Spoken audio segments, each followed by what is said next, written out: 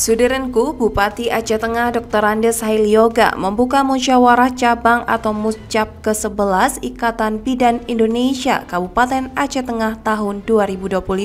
Kegiatan itu berlangsung di Gedung Aula Kalatemu Simpang Kelaping, Kecamatan Pegasing, Aceh Tengah pada Senin 28 April 2025.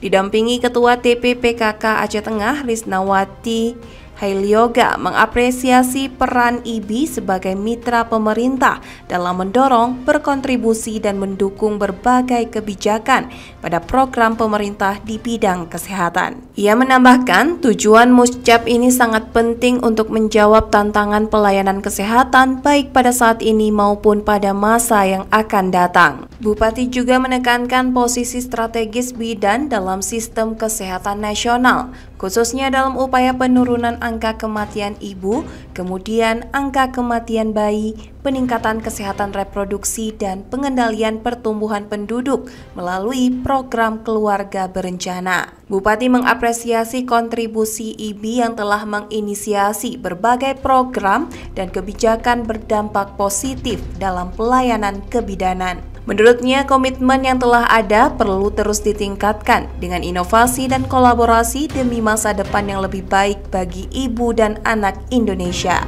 Dalam kesempatan yang sama, Hailyoga kembali mengingatkan harus adanya kolaborasi nyata antara bidan dengan pemerintah Kabupaten Aceh Tengah, khususnya dengan Dinas Kependudukan dan Catatan Sipil melalui sosialisasi program inovasi Alif Bata atau Anak Lahir Bidan Beri Akta. Selanjutnya, ia meminta segenap peserta Muscap ke-11 IBI yang berprofesi sebagai bides dapat mengikuti sosialisasi kebijakan pencatatan sipil tersebut dengan serius.